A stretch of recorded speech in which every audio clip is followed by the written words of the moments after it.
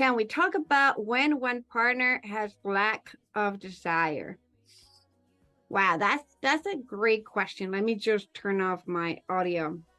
My partner and I have been on and off the last 3 years, and he is experiencing lack of desire because of his anxiety and negative thoughts around our relationship. Ah,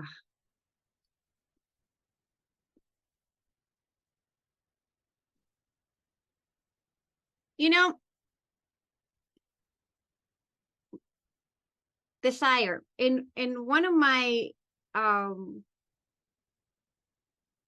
programs that I call like for couples is the relationship blueprint. And in the relationship blueprint, we go a lot deeper to understand who we are as individual and who we are when we come in as a couple. And a lot of the times, the struggles that we have in our relationship is pretty much what we'll say is what is need to happen, what is manifesting, what needs to happen for us to really understand ourselves at a deeper level, but also to heal any kind of like, blockages or any kind of like limitation that we have ourselves and it's being manifested in our relationship. I have this profound love and admiration for relationship. That's why I'm a relationship and intimacy coach. And it's very easy to go to 90 days solo retreat, silent retreat, to try to figure out who you are, what are your core values, what are your desires, and all of that. And that's going to be a long, long, long journey, and you're not going to learn much about yourself. And relationship at the greatest opportunity for really to get to know ourselves and who we are and what we're made of and what we like, what we don't like. And our partners are a blessing in our life, because even if we label them, right, and we say they are abusive or narcissistic or predators or whatever it is, they are coming into life because we need to see something about ourselves that we need to address. In my relationship, especially with my ex-husband, it was really interesting, even with after the divorce and dealing with the parenting dynamics of what we call the custody battles and things like that, what we call it. It was really interesting that I've been learning so much about myself by engaging and dealing with this individual.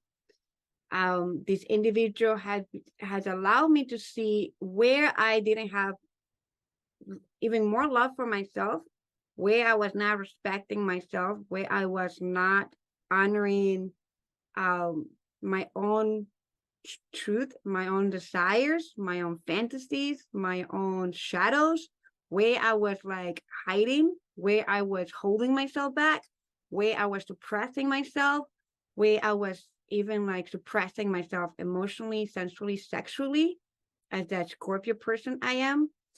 This person has allowed me to see, especially one of the greatest gifts this person has given me is to have a great understanding about my boundaries. Now, when it comes to a partner, it's really good to see what are we learning from them about ourselves. Like, what are they helping us to see about ourselves that we are not giving ourselves permission to? So if the question is, because nothing is outside of ourselves, and that's the truth. Nothing is happening outside of ourselves. And if my partner is lacking desire because we're having issues, one of the biggest killers weed killers in a relationship, like not weed killers, but killers, a weed in a relationship, is resentment. Resentment is one of the big R's that I highly recommend everyone to really be mindful about and very careful about letting that weed grow in a relationship. Resentment, remember this. Resentment is one of those weeds that will grow into your relationship and it will suck the life out of it and it will rip you apart and it will trap you forever in eternity until you burn alive. That's kind of like the metaphor of it. Resentment. Be very, very, very, very careful about that one, about that specific lower vibration emotion that comes with a belief system. And not just resentment, but also revenge. As in a Scorpio, according to my horoscope, for Scorpios, we are the big revenge people in the planet. You do something to us, and our tail will come after you and poke you on the ass, and you will die. That's the Scorpio energy. I'm just telling you, as the Scorpio I am, that has been one of the biggest things that I have learned to honor, respect about this human nature of me, that I do have these revenge energy, and I have the revenger, not in the good way, not in the cosmic way to save the planet, but the revenger will come and it sometimes will destroy bonds in the relationship. And all of a sudden, I have to do a lot of reparation. And this is another big R that is gonna suck the life out of you, is reparation. Because every time that something major happened in the relationship and we cross a boundary, we violate it, we something or a dynamic, and we engage it in resentment, and we engage it in abuse and violence and revenge and all that stuff. To be in harmony, we're going to have to be in a reparation process. And the reparation process is not just a financial investment that is going to take time, but it is an emotional, physical, mental investment that it can take years. So, for example, resentment, it builds up, and that's the other energy that if you're walking out of this session today, I'm going to invite you to really pay attention and to observe within yourself the little grains of sand. And I'm not talking about New York sand or New Jersey sand or DC sand when you go to the beach and you have that very beautiful sand that is like nice and thick and grow. I'm going to invite you to come to Sarasota, Florida, and go to Sarasota Siesta Keys Beach, one of the #1 beaches in the country, without counting Hawaii, because then we become 6. But in that state, we're #1. I'm going to invite you to come to our beach in Sarasota for one of our event or retreats or something, and go to that sand there. And it's powder sand. So just imagine resentment is like Sarasota powder sand that's going to build up and build up and build up and build up. And once it builds up, it can suffocate you. And many times we find that relationship end because of resentment. So if my relationship is lacking desire, that's where I would like to go first to explore. Where we are engaging with resentment around each other, like where I feel resentment and where that my partner feel resentment, and do some kind of like a restoration around it. And believe it or not, it's like sometimes it's like this sand is one of the, we can consider the most stupid things, but are there very simple things that matter to us, and sometimes we take it for granted ourselves, and our partners may think that it's not important. And and one of the books that I am like, it's in my head, ready to write, is Practical Love Language and the 7 Dark Love Languages. No, Practical Love and the 7 Dark Love Languages. And the interesting thing is that in practical love, everybody talks about love. I love you, I love you, I love you, I love you, but actions are not there. Raise your hand if you have been in situations like that, where actions are not there. And I tell you, I love you, I love you, I love you, I love you, I love you, I adore you, I cry for you, I love you. But by the time that I really need to step up and show up, I'm not showing up. I'm making excuses not to show up. I'm having excuses and justification in my life right now. I have a high standard with excuses for myself. I don't allow myself to have excuses to not show up every day in my relationship and choose to love my partner. And these are the other things that many times we go into defaulting relationship where we are like, oh, we fall in love. Oh my gosh, we infatuated. Yeah, you're so pretty. Oh my God, you're sexy, you're hot. Ooh, you're my partner for erotic play. And guess what? Sometimes shit happens in our life. We're not gonna show up for ourselves sometimes. So how are we gonna show up for our partners? So we have to show up for ourselves, and we have to choose. Like, we choose to get up in the morning and brush our teeth so we don't have tooth decay.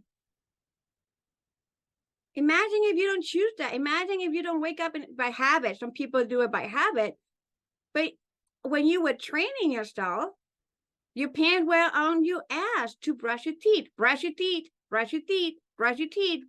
My partner's like that with the baby. Oh my God, every time the baby eats something, especially with sugar, brush your teeth. Let's go brush your teeth, brush your teeth. Now the baby is learning by habit that she had to brush her teeth. She doesn't know the consequences of it. Like, she doesn't know why she had to brush her teeth. She just know that daddy told her that she had to brush her teeth. And that way she doesn't have cavities, right? So there are some things that we learn and we choose to do it.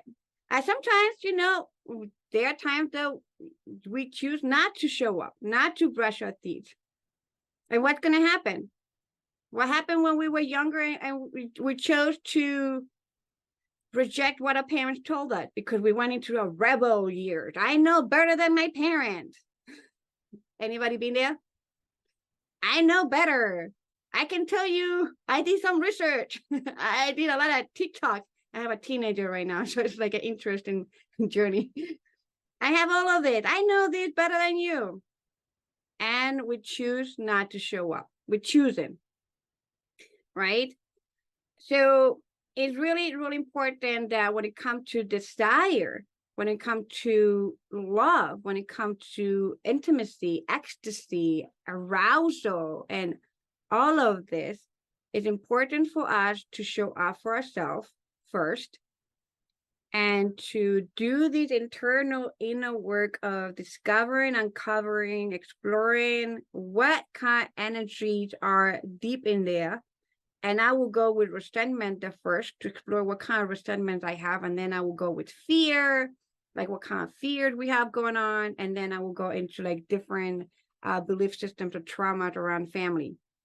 But resentment would be my number one base. I would say we're in a baseball game. That will be my first base that I would like to visit. And that way I can start clearing out a lot of things that has not been said, that has been said. A lot to clear out a lot of things that has been misunderstood. The interesting thing about us in relationship is that every individual, based on their background, based on their history, based on their baggage that they bring into their life, which we call that transgenerational trauma or trauma from childhood. Also, culture. Every single individual is going to define a specific concept in relationship in their own way. What does that mean? It means that I may be in a relationship with you. Any one of you here. I can be in a relationship with you. And if I'm very curious about to understand what love is for you, it's going to give me an idea so I can, I can engage with you based on your definition of love. And the same thing with me. If my definition of love is this profound connection where I can be seen in my most darkness aspect of myself, my most vulnerable, my most painful, ugly aspect of myself, and you still have this sense of appreciation for my being, that is like love to me, where it's like I can be seen fully in my light, in my darkness, and appreciate and have the courage to show up and have the courage to actually call me out when my darkness is trying to take over the relationship. Like I will talk about like my abusive self. That is love to me. Love for other people, to me, it's all about also love is actions. It's like showing up fully. For other people, love is something different. So if I and you are in a relationship, by understanding each other's definition and concepts of love, we're going to be able to engage better. One of the issues that I have, it was really interesting. A couple of weeks ago, I have a couple that I was working with, a couple, and we have issues around communication. And the interesting thing is that communication for her was about listening to the other person, tuning in with the other person, making sure that the other person was feeling comfortable, that your words were not triggering the other person deeply, that, catering the other person a lot more. There's no right or wrong here. It's just a different language of communication that we have. Even the concept of definition of communication. And for him, communication was the ability to express himself in his fullness without any consequences, like without worry about the consequences, without worry that his word were triggering people, that his word were going to upset people, that his word or the way that he was communicating, he felt that he decided to feel so free and liberated, and his way of communication, that he wasn't going to pay the consequences, right? Like he wasn't going to be punished for it, right? That he was going to feel honored and respected by being authentic. There's no right or wrong. Both definition of communication are great. But now can you see the balance of like bringing it together, right? Like this is what we do in tantra. It's like weaving, like, so how it is that you are such a beautiful being and with so much passion and love and desire and eros coming together. How can we help you? How can you merge? How can you be one with these two different polarities? That's where the beauty is. Because your partner is a different polarity than you are. So it's like, how can we bring this and weave, and how can we become one? While at the same time, we honor and respect the integrity of the individuality of the individual, like the individual itself, right? So it's like, there gotta be some kind of, like not compromise, but mostly like collaboration. There's the key word. We don't compromise, but we collaborate. So when it comes to desire, to answer the first question, let's look deep into understanding like what are the resentments that are in there. That will be my first base to explore, to restore, to make amends, to come to collaborate and find healing and support. And also I will go into really understanding like what is the definition for desire for them.